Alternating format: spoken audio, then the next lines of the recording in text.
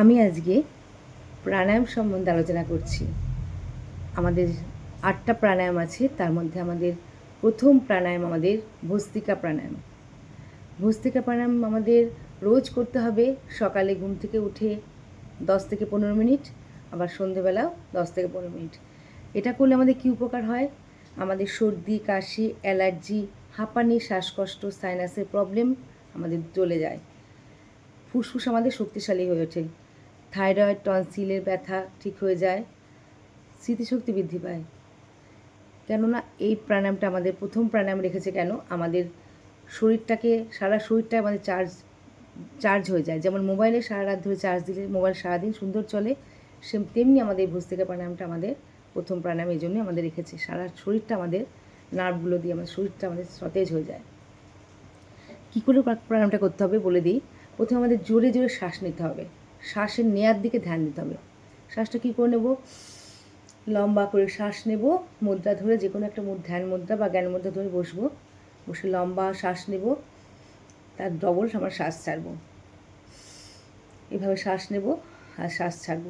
আমাদের এই প্রাণায়ামটা আমাদের 3টে ধাপে করতে হবে। মানে ধীর গতি, মধ্যম গতি আর দ্রুত গতি। আমরা ধীর গতিতে কারা কারা করতে পারবো? যাদের হার্টের প্রবলেম, হাই প্রেশার আছে, এগুলো আছে, তারা কিন্তু ধীর গতিতেই করবে।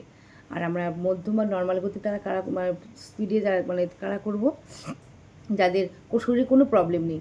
তাহলে প্রথমে আমরা ধীর গতিতে করে নিই। লম্বা শ্বাস নিয়ে করলাম, শ্বাস নিলাম, শ্বাস ছাড়লাম। এবার একটু আমরা দ্রুত গতিতে করে নিই।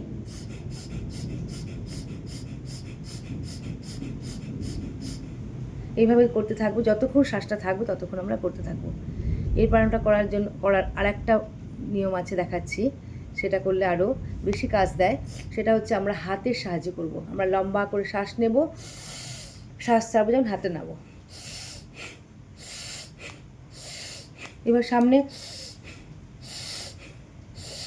দেখো, বুক ভরে শ্বাস নিচ্ছি, শ্বাস ছাড়ছি। আবার ওম নমস্কারের মতো এবার ক্রস করি, হাত ওপর নিচ। এবার আমরা হাতটাকে, আমাদের কিডনিতে চাপ পড়ছে, এইভাবে করতে থাকবো টানা 15 মিনিট। তারপর লাস্ট আমরা আবার মুদ্রা ধরে যেভাবে আমরা লম্বা শ্বাস নেব, শ্বাস ছাড়ব। এইভাবে আমরা ভস্ত্রিকা প্রাণায়ামটা রোজ করব। আমরা সুস্থ থাকবো, অবশ্যই সুস্থ থাকবে। সাইনাসের প্রবলেম, যত কিছু প্রবলেম আছে একদম দূর হয়ে যাবে। এটা তোমরা শুধু একবার করে দেখো। Thank you.